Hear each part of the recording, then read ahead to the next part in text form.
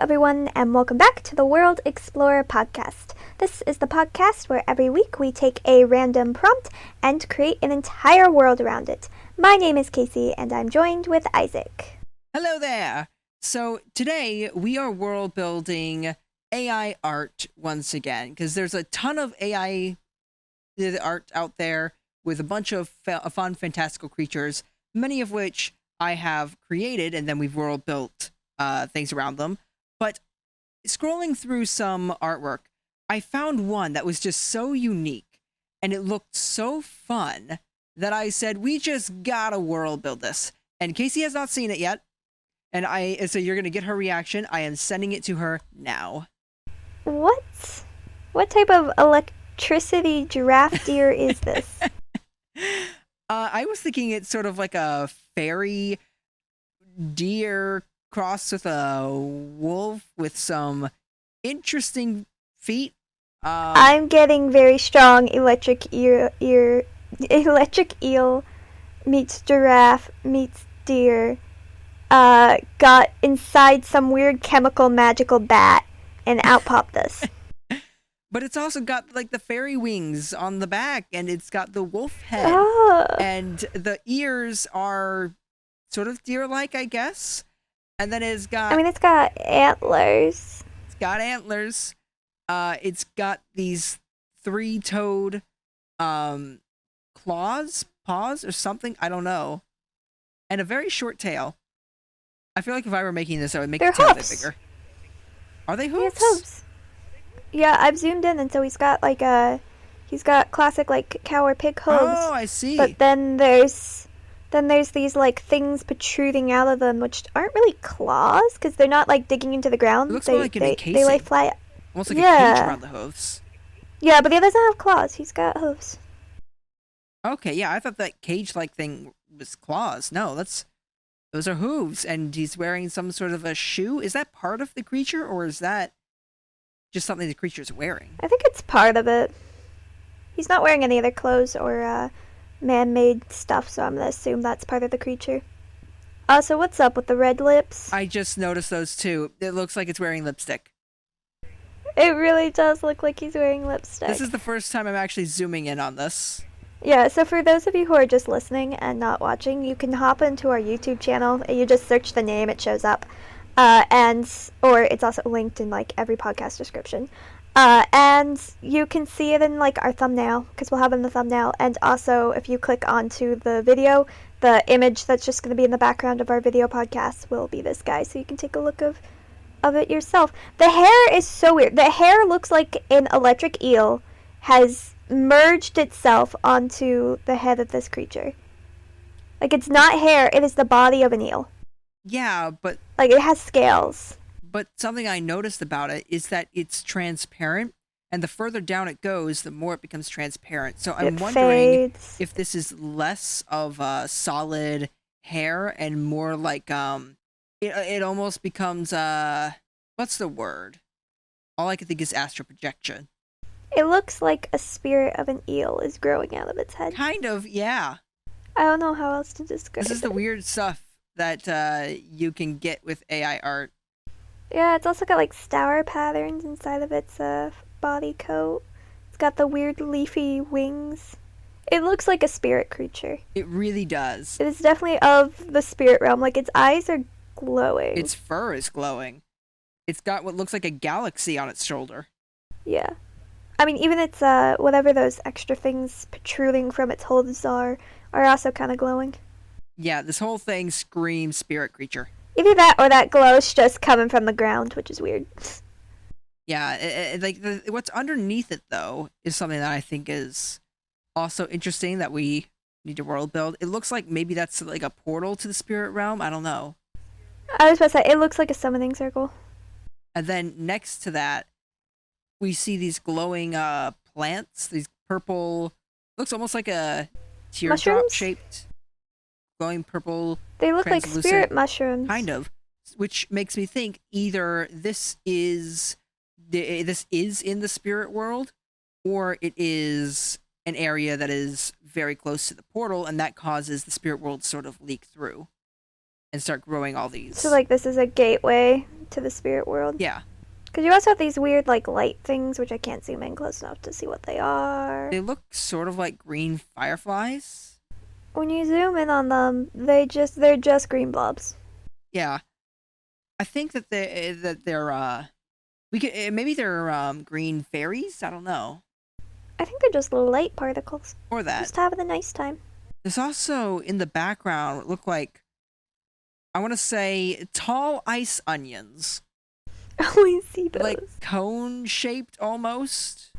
I love the tall ice onion description. It's funny. But they also have like a weird magical rim around them when you zoom in on them. Yeah, so maybe like they are growing out of their own portals or something. Actually, you know what?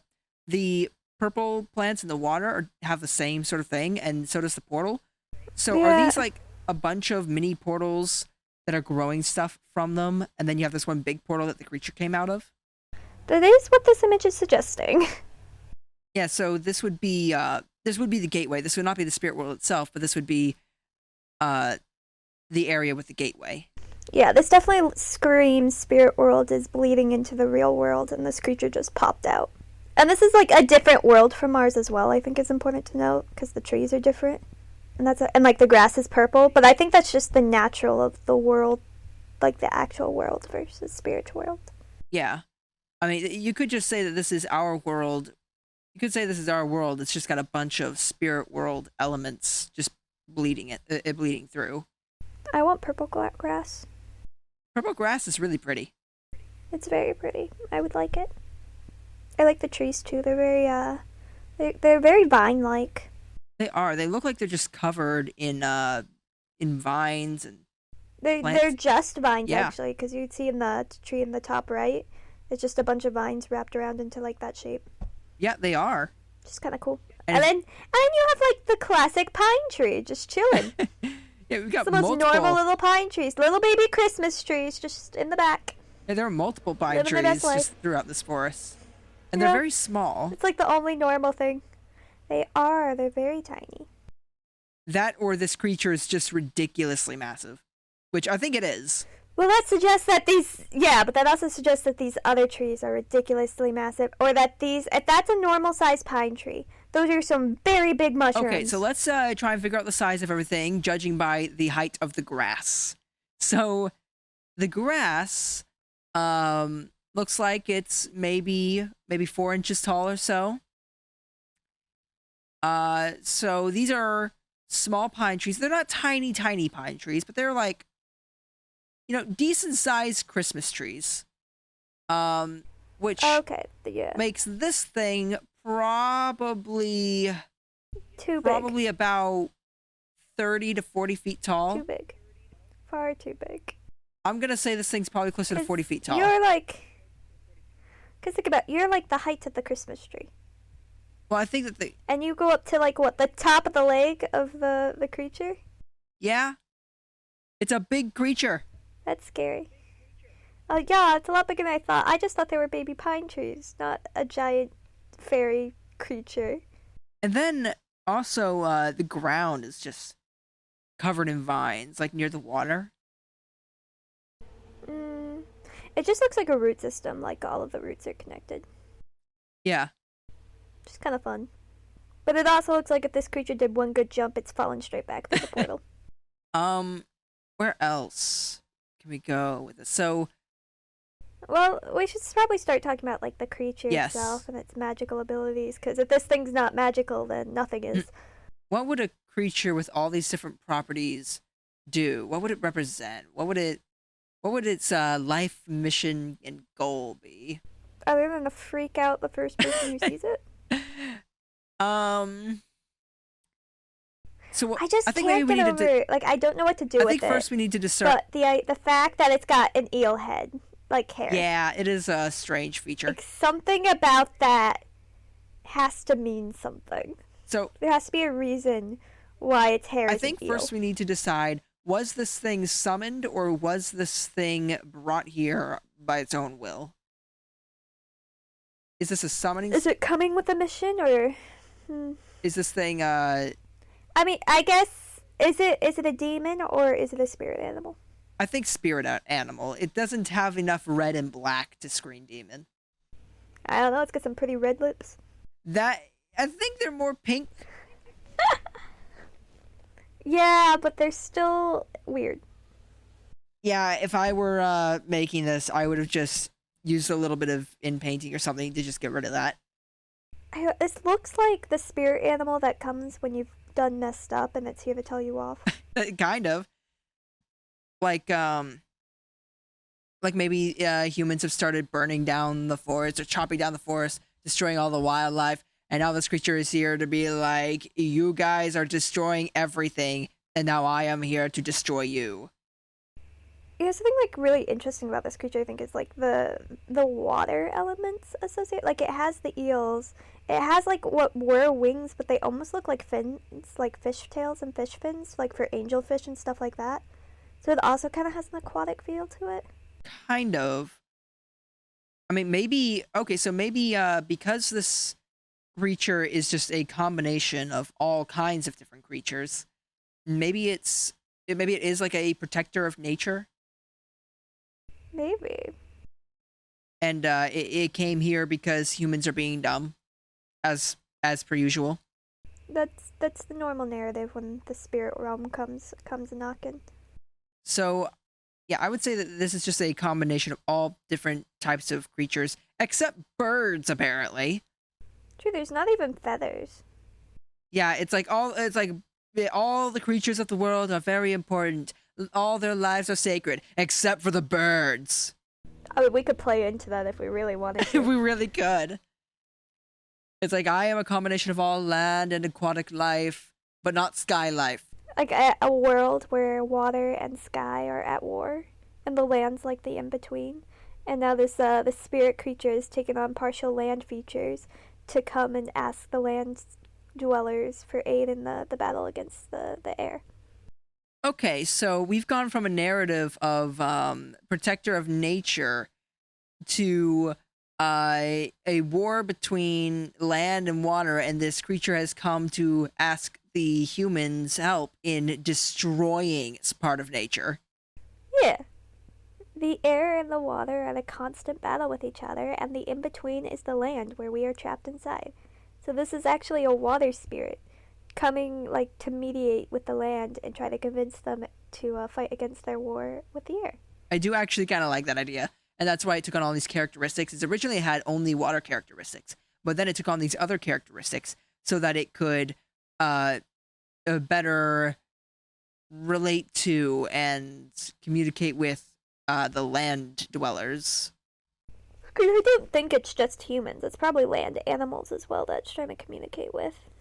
Maybe the idea was behind the spirit's mission was it said the land creatures are all very familiar to the humans. This is what the humans are able to identify, and so obviously this is what they're comfortable around. So what I'm going to do is I'm going to make myself extra recognizable to them and be extra have them feel extra comfortable around me by encompassing all the things that they are familiar with, and by doing so becoming something that they are completely unfamiliar with. That sounds like something a spirit creature would do. Spirit creature, never been with humans, doesn't necessarily understand how humans think, but this is how the spirit creatures think. More is better, just in general. You know what? And that they'll get a response from the humans. The humans will definitely notice. Which just makes me think that there's like several of these creatures now that all look different and have all pulled different like land animal inspirations. Maybe. I mean, do we want there to be multiple, or is this like the one sole leader of the water creatures or something? I think it's fine either way. Like for our purposes, it's fine. It's probably better if this just be the only one. But I think in an artistic point of view, it would be cool to have multiple and get to describe them. Yeah, but the problem I see with that is that is a lot for us to put together. Yeah, I said for our purposes, it makes sense to have one. Yeah. Where else are we going to go with this? Do we want to world build a war? Like, why do we believe the fish and the birds are attacking each other? I'm gonna say it started a long time ago, during the ancient times before humans roamed the earth. There was only the sky, the earth, and the water, and What the if there wasn't an Earth? what? What if there was only sky and water? There was no earth, and the earth came about, and that's what brought the humans to be. Okay, so there was only sky and water, and in the sky there dwelt the birds, and in the water there dwelt the swimming fish of the sea. And then they got along perfectly fine until one day the birds said, I wonder how the fish taste. And so a pelican swooped down and started gobbling them up, and since that day, they have been at war ever since.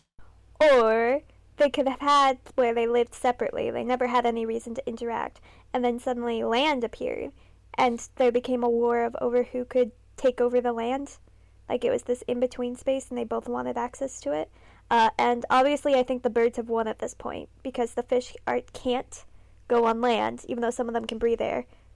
Like they're just confined to the water. And it's actually not because they can't breathe air, but because the birds have outcasted them from the land and claimed it for themselves.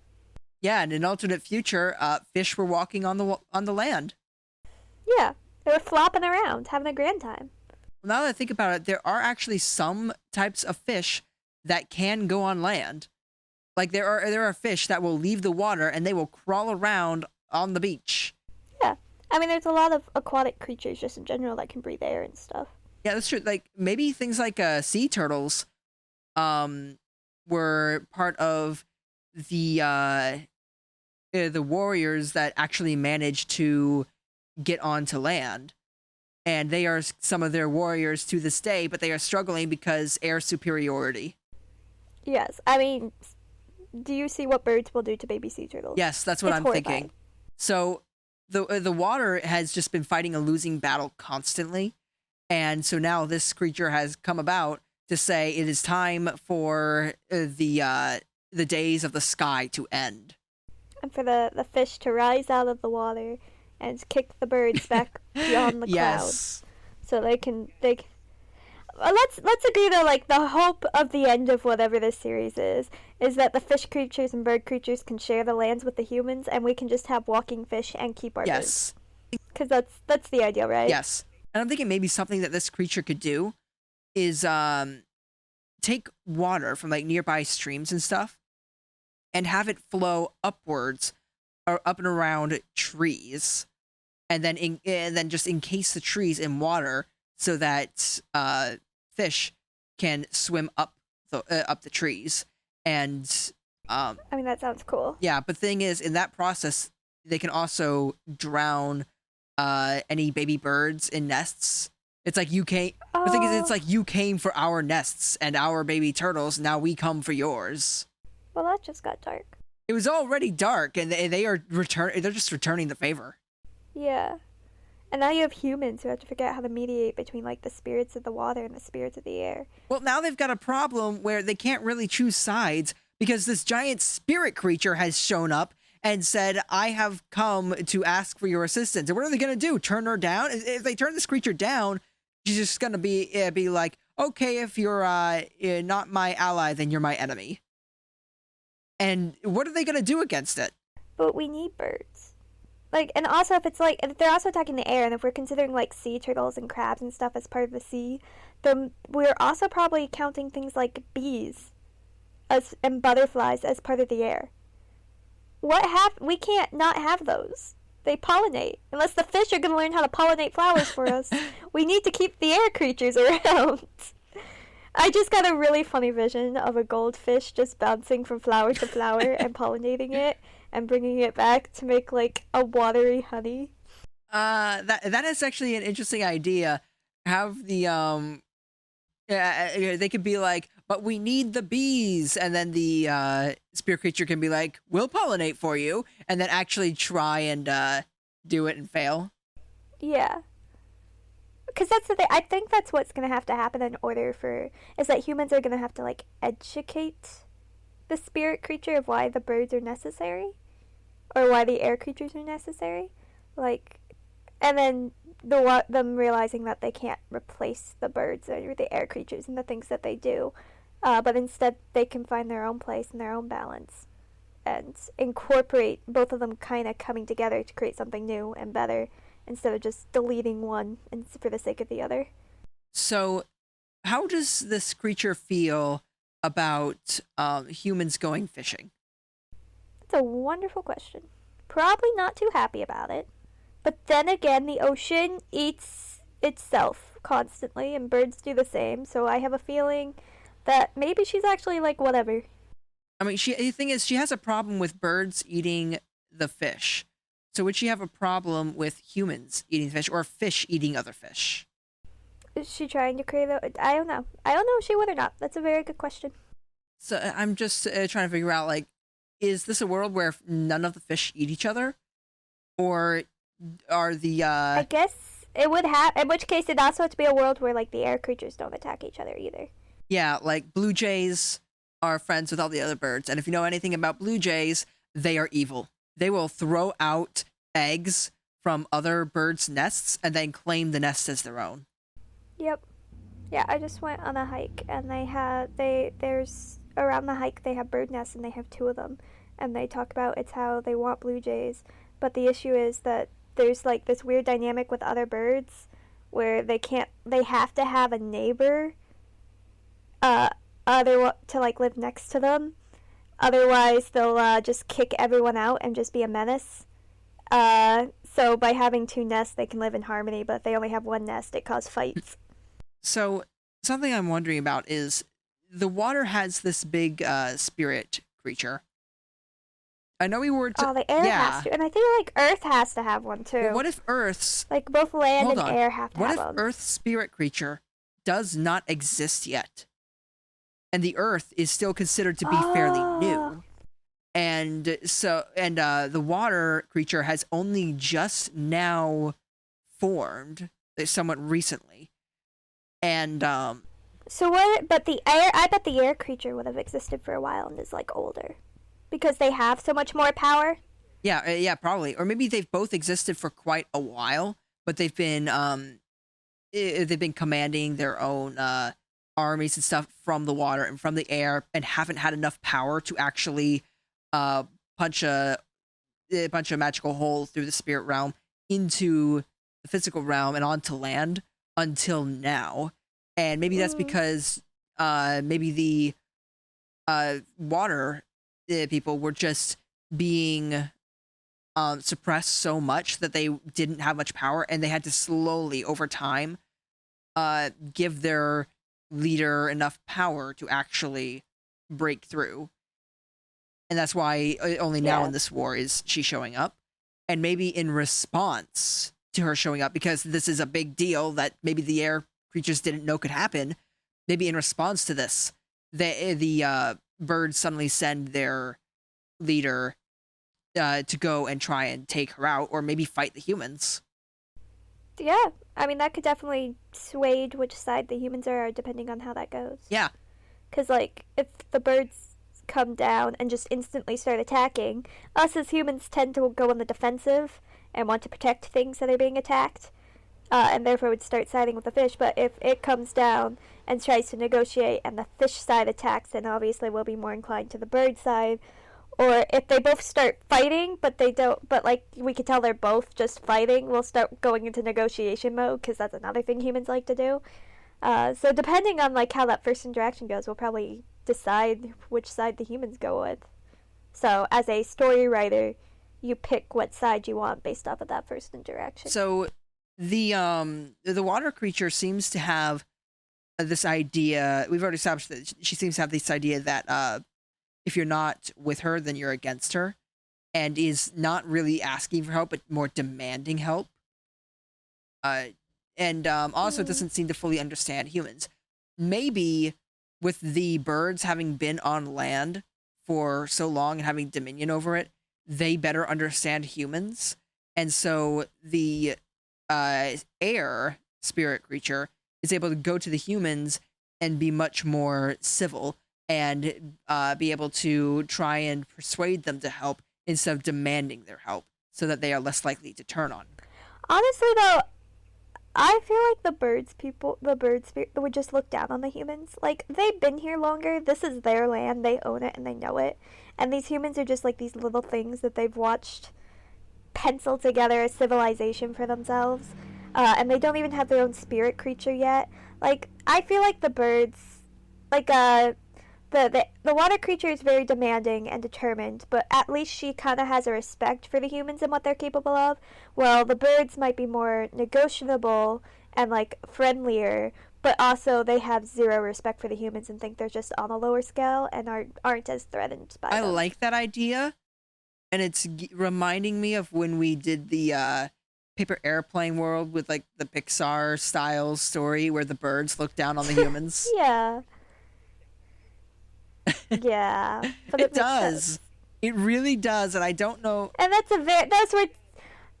those are two different contexts. They are. Like, But I really yeah. don't know why this isn't a thing that's been done more often. I can't think of any story out there or any world where people have said, yeah, the birds look down on the humans as if they're literally beneath them. So, I mean, I feel yeah. We tend to like make the birds are always the goofy characters. Like every single time, like the birds are the joke I characters. can't think. When are they joke characters? They're in their trees, like well, especially in Disney. So Ariel, Bambi, they're joke characters. Oh, that's true. The bird sidekicks. The bird sidekicks are usually, even with villains, aren't always the brightest. Zazu is a pretty big joke character. Wormwood. Disney does not think highly of birds. One word, yeah, Disney does not think highly of birds. Huh. Even in like Rio. Well, Rio had a mix. Rio had some very intelligent birds and some very not intelligent birds. It just had normal characters. Yeah, but even like the more intelligent birds are not at the same level, I'd say. I mean, Like they're not looking down at humans. I thought that Blue, Jewel, and I can't think of his name, the villain. They were all fairly intelligent creatures. Yeah, but they're not. What I mean is like they don't reach the level. Like humans are still seen as like superior to the birds. Nigel, The birds that was his name. But yeah, I would say that Nigel looks down on humans. Like he sees them as beneath him, especially yeah, but Nigel. those two Yeah. henchmen. But Nigel is seen as the exception. Well, there was even. I just think it was. That's true. It was what was really funny was that one scene where the human villain, I don't remember his name, it was leaving the two henchmen behind, and then they're like, oh, can I be in charge? No, it's like, who's in charge? The bird. It's like, yes, I am leaving Nigel in charge. That was the better Yeah. option though. The bird is so much more capable. But yeah, I just think that we as a society don't see birds as above us. Like, despite the fact that they fly above us all the time and they're very majestic creatures, we don't we don't see them as This above might be us in why any the term way. bird brain exists. Even though birds are surprisingly intelligent. Exactly. Birds are extremely smart. I think if you gain anything from this podcast, it's that we should respect birds more. Yeah, why aren't there more stories about birds being above humans and being the superior creatures? Like, or at least viewing themselves as the superior creatures, because it works really well, but instead they're treated like these really dumb animals. It's just an interesting thing to think about how society views birds.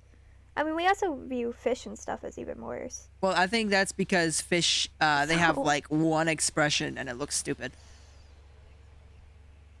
Yeah, but at the same time, because fish are in like their own world that are a bit more separate from humans, we are more likely to get a fish story about like intelligent fish in their own societies with rulers and stuff than we are a bird story Yeah. like that. And it could be because fish are just seen as more communal than birds are. Like birds, they have their little families, but they don't really build communities in the same way that like humans do. And Well, I fish think the do. reason people are more willing to write a story about intelligent fish, like Finding Nemo or Little Mermaid, is because the underwater is a place that people either can't go or can't explore very much. And so it feels very otherworldly.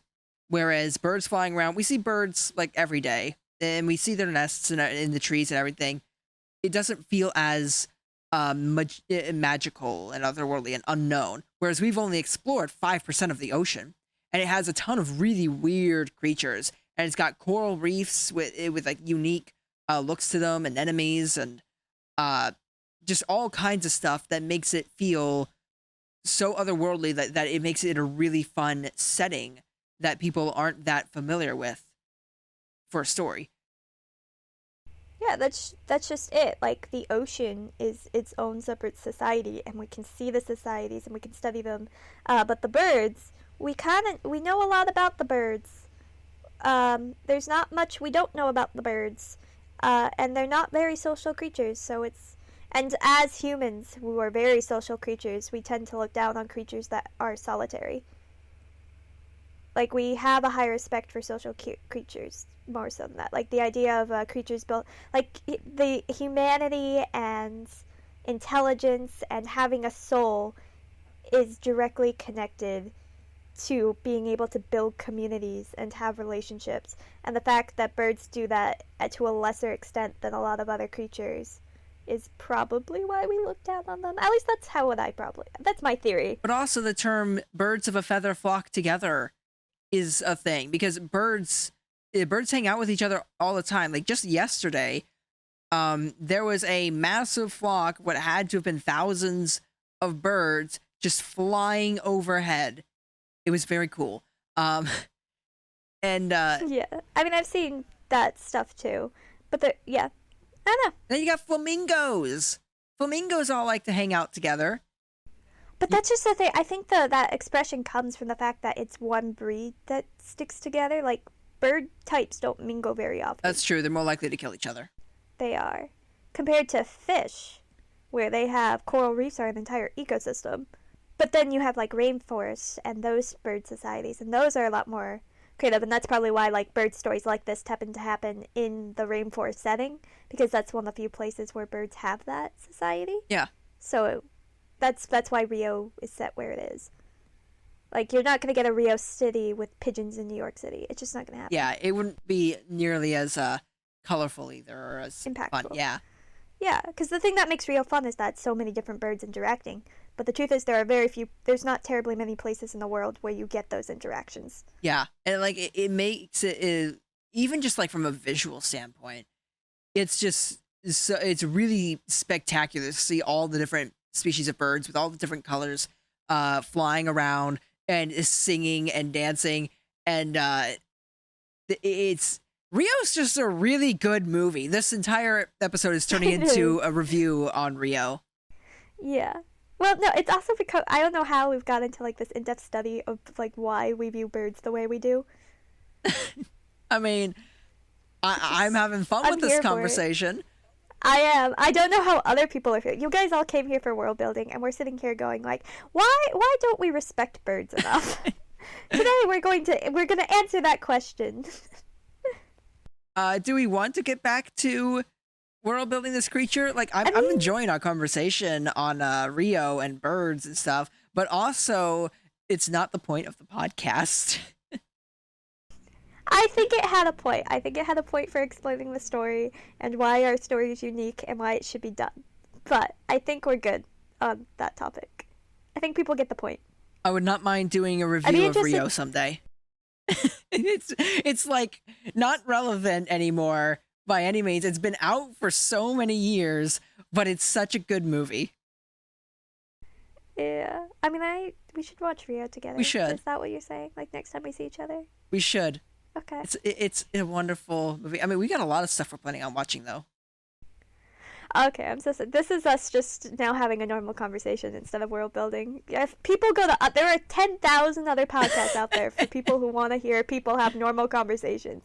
We are the one podcast where we create a world each week, Isaac. So we should get back to that. Yes. Let's get back to the thing that makes us unique, right? All right. So, what I'm thinking is that by the end of this story, we should have the Earth Spirit come into being.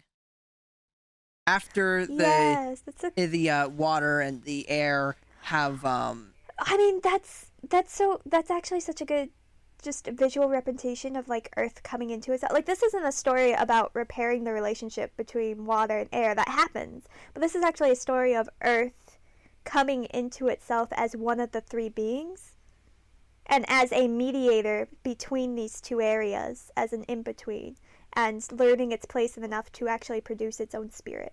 Which I don't know. It seems like a very, again, something that's not doesn't happen much is where Earth and humans are seen as like this very hopeful and important thing to nature that nature needs to survive. Yeah, we got a bit of a different spin on this type of story. That's fun. Yeah. I'm glad we got somewhere. Yeah. I'm happy where we are. Wait, does that mean? It seems like it's just a really cool story. Wait, I feel like we've got more to world build though. Like No, like I'm just saying I'm happy where this is oh, going. okay. Like, I thought you said we were done, and I'm like, wait, yeah. no, we got more to do. No, we're good. We can keep going. Okay, so I'm thinking that maybe the way, because we got to come up with why exactly the creature comes into being, and I'm thinking that maybe the reason Earth didn't exist before is because sky and water were separate.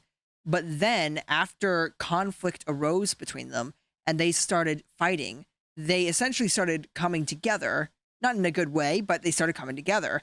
And that is what spawned Earth and this in between realm, essentially, this in between state. And when that started coming about, they began fighting over that in between state as sort of grounds to be able to get an advantage over their opponent. Whoever controlled the middle would be able to just completely beat the other into submission. And so these two realms coming together obviously create something. It creates Earth. But the conflict is keeping the Earth spirit from ever forming. And so it's only once they finally put aside their differences and they come together in peace and stop destroying the Earth that the Earth spirit is actually able to form. Such a cool.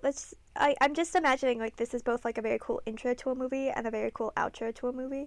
Like you have the intro and it's like the classic mythology story where you do it either like drawing style or something like that, and it talks about the background of these two creatures fighting, and then in the aftermath an land is formed, and from those land these creatures appeared, and the air and the fish, and they were battling with each other until the air got the upper hand, and now the fish are banished to the sea, hoping one day to be able to rise and overcome against the birds.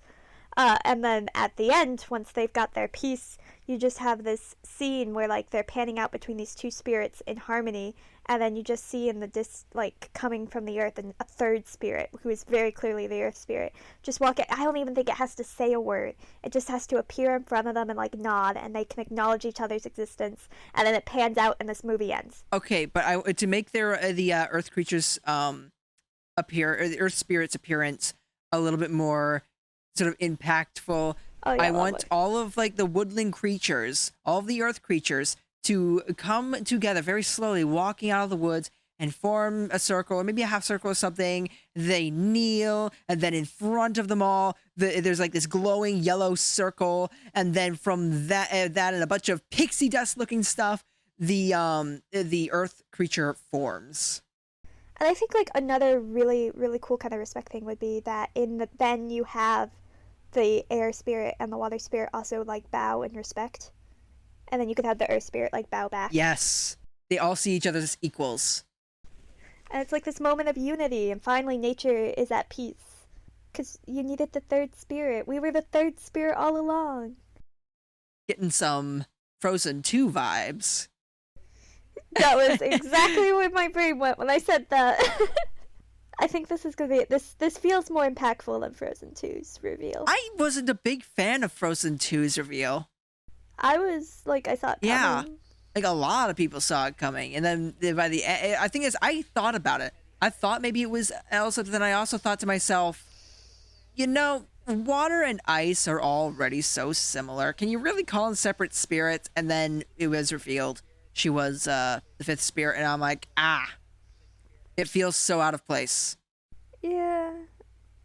look, I have ideas of how that could have been done better, but this is not the podcast for that, or at least not the episode for that.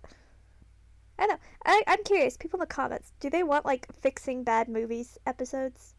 Like we've done it for some, and they seem to do well, but we could do it for like other shows. Make that like a monthly series. Yeah, like where we just take an okay movie or a bad movie, and then we fix it. Yeah, I'd be absolutely down with just fixing movies and shows. I absolutely love doing that. Just figuring out how it could have been done better. Make you watch Toy Story 4 and we can fix it. Yeah, I am somewhat excited for, but also dreading Toy Story 4 because I hear it's good, but also it should not exist.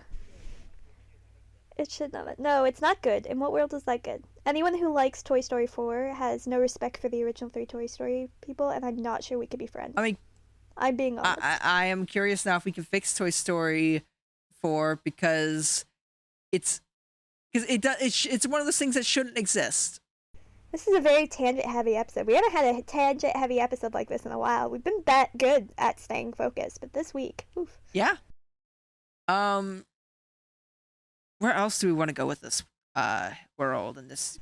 I don't know. We're nearing 50 minutes. We're at like 46. I feel like I want to add. So what does the okay? So maybe we should come up with some basic design ideas for the sky and earth creatures. Sky would obviously be a bird. And I think it'd be pretty comfortable in like its bird state, but I think it's just a very colorful bird and a very big bird, obviously. But yeah. It's a very colorful eagle. I know. I'm almost getting like closer to griffin, so it has like the 4 legs still because it's trying to connect to the earth as well. Because both of these creatures want the earth for themselves, so they're gonna have elements of. No, I don't think that it would be trying to connect to the earth. I think that maybe the idea of the talons is sort of its connection to the earth because originally in a world that is just sky and water, I don't think the birds would have had talons. They would have just had wings and beaks, and then they eventually they grew talons to help them take over the land. And so they already have that sort of in between state, and that's what they consider talons, and they don't want to change themselves because they're too prideful for that. That's true. I also just like the idea that in like this world, the fact that whales and stuff breathe air is just something that developed because they were hoping to move onto the land and just never got to. This feels a lot like those stories of things like how the leopard got its spots or how the elephant got its trunk. Yeah, this is a very like this feels like an origin story for Earth that we're creating, and it's kind of cool. Like you could even, if you wanted to, open up the movie or whatever it is that you're making, or book, whatever it is that you're making, with saying that this is our world, this is your world, but it was not always the way that you know. And then you go on to explain the origin of the Earth and the story around how the animals got the way they are. Yeah, it'd be fun. We still haven't figured out the whole predator and prey thing, though. Like fish eating other fish. I think this is a land of vegetarianism. Well, the thing is, I was thinking that maybe the birds were eating fish, though, and baby sea turtles and stuff. Yeah. And I could see some whales snapping at, or sharks and stuff snapping at some birds. I think this is a time before, like, at least on Earth, where things were just eating plants. And they weren't eating each other, and they weren't eating the fish or the birds either. And that we could just say that's just something as the spirits faded away and as the world gets disruptive, and now we're in modern day, that's something that's just developed. But back then, there was a lot more harmony, and therefore that just didn't happen. And of course, once the harmony was officialized and the 3 spirits came together, it just switched fully to vegetarianism for all 3 sectors. Okay. I mean, do we want to figure out, like, what the initial origin was of the conflict? Like, why they started fighting in the first place? I just think it's a thing of difference, you know? They lived in the air. And maybe it is they started eating each other, but that seems like a hard thing to fix. I just genuinely think it's a thing of different species not seeing eye to eye because they live in 2 different worlds and they can't get along. And then when they both want the same thing, maybe they wanted different things for Earth. They wanted the Earth to look certain ways, like the water. People wanted to bring more water onto the land and into the trees, while the birds wanted to keep that out and stuff, or things like that. And it just caused a It lot is of also conflict. possible that we could just have it shrouded in mystery in the opening scene, where it's just where we just say they Yeah, I started don't think they fighting. need to know. Because there's barely any information. The idea is that there's very little information given for the initial conflict and how Earth came to be, because it's meant to feel very mythological, where maybe you don't fully understand everything that's going on. I think all people need to know is that now something happened and now they're fighting, and probably it's just a bunch of little things that grows over time until there's just full out war, which is what usually happens. And yeah, I don't think that's important to the story. And I think it actually adds to the mythology feel of the story not to Yeah. know. Because that's just a very classic thing for mythology, is for why something to happen to be shrouded in mystery. The story's not about why it's happening, it's about how they're fixing it. Yeah. Like, that is the point of the story, is fixing the problem, not how did the problem start. It's not a matter of who pushed who first, who attacked you first, who said the mean thing first. It's a matter of what are you going to do to resolve it. And now that we are about to end the podcast because we've been going on so long, I just realized that this thing has 4 ears, Oh, and they are 2 that's different kinds of ears. I like it. Yeah, I like it too. I do. She's pretty. Yeah, she is. She's a cool water spirit trying to connect to the earth. I also feel like she'll turn more water-like as the series progresses. Like, she'll have a different form. She won't look quite like this at the end. Like, she'll embrace her water side more. To give, like, the earth element its Yeah. real place. Like, this is how she introduces them.